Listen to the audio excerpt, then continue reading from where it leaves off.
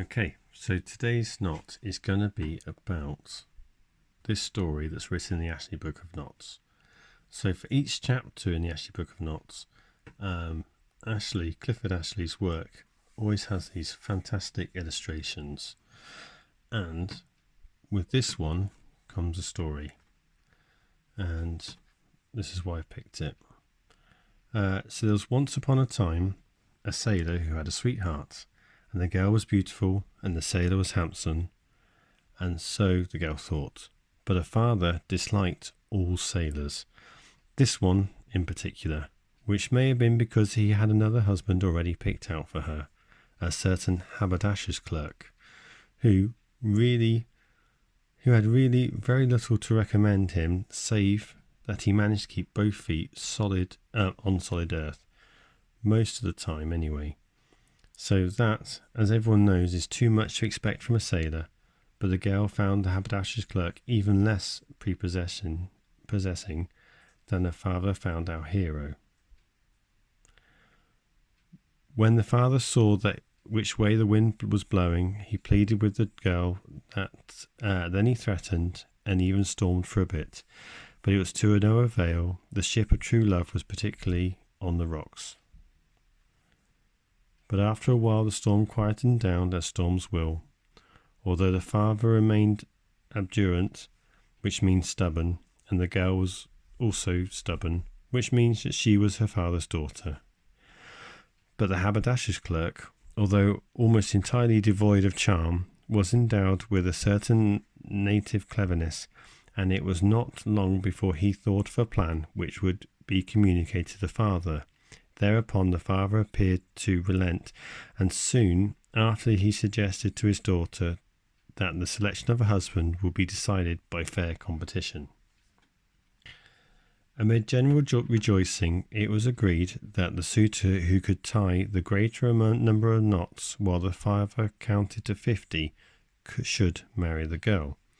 Now the father had argued to himself somewhat this fashion: surely the haberdasher's clerk, who did little from morning till night save knot ribbons and tie but parcels, should have no trouble in besting a tarry-fingered son of a sea cook.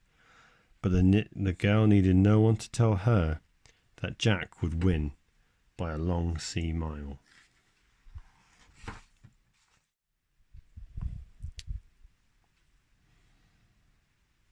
So, on the appointed day and hour the father commenced his count, and with nimble fingers the haberdasher's clerk tied overhand knot after overhand knot with such clarity and precision that no doubt arose in the mind of the spectators whether the piece of string would be long enough to last the full count of 50.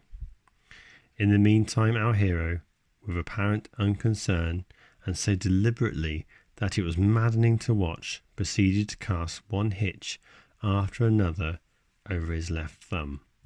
42, 43, 44, counted the father. The race was practically over, without a single knot having been chalked up to the credit of Neptune. The father was jubilant, and with his blessings all ready, the poor girl was in tears. The haberdasher's clerk appeared even smugger than he had been before, but Jack remained calm as could be. 45, 46. The hitches completely covered his thumb. 47. Our hero carefully tucked the lower end of the string up through the centre of the hitches, which he had all now shifted from his thumb. 48, 49. He pulled the end through handsomely. 50. There, on one string, blossomed 100 little flower-like knots, all neatly spaced and exactly alike. So the race was won, and the haberdasher's clerk was ignominiously defeated, and there was nothing left for him to do but slink back to his shop and hide behind his counter. There, so far as we know, he lurks to this day with a bit of string in one hand and a yardstick under his arm. So what actually happened here?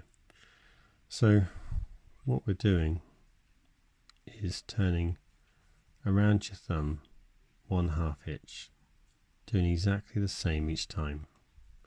Now Ashley says about his left hand, and I'm just going to do it on my right because I find that easier. So this is a lovely little trick in which you can spin a yarn, tell your audience about this lovely story, and teach them a knot while you're doing it. So once you've got all your overhands, you need to work them off of whatever it's on, and make sure you feed that working end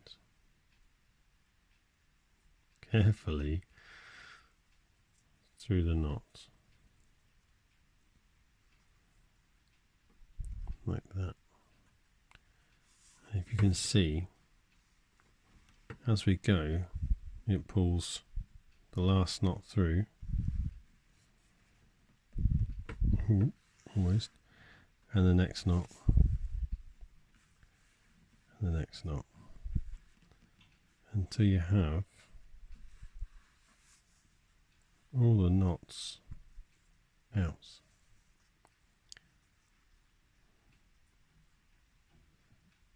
There you go. So there we go. It's a lovely story. You've learnt a little trick, and you can go away and practice. So thanks for watching.